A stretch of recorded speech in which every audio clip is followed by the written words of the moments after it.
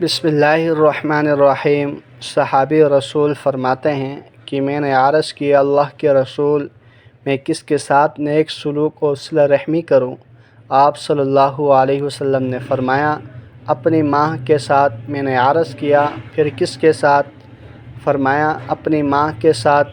میں نے عرض کیا پھر کس کے ساتھ؟ فرمایا اپنی ماں کے ساتھ۔ میں نے عرض کیا پھر کس کے ساتھ؟ فرمایا پھر اپنے باپ کے ساتھ، پھر رشتہ داروں کے ساتھ، پھر سب سے زیادہ قریبی رشتہ داروں، پھر اس کے بعد کا درجہ بدرجہ۔ رسول اللہ صلی اللہ علیہ وسلم نے فرمایا کیا میں تم لوگوں کو سب سے بڑے کبیرہ گناہ کے بارے میں نہ بتاؤں؟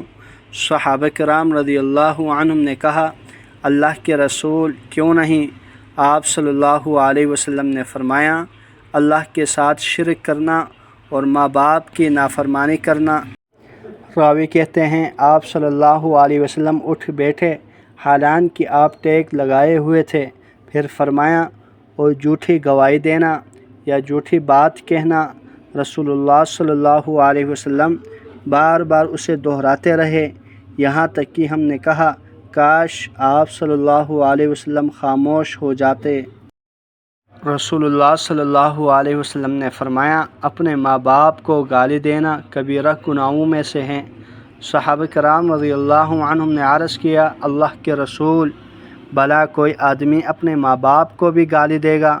آپ صلی اللہ علیہ وسلم نے فرمایا ہاں، وہ کسی کے باپ کو گالی دے گا تو وہ بھی اسی کے باپ کو گالی دے گا، اور وہ کسی کی ماں کو گالی دے گا تو وہ بھی اسی کی ماں کو گالی دے گا۔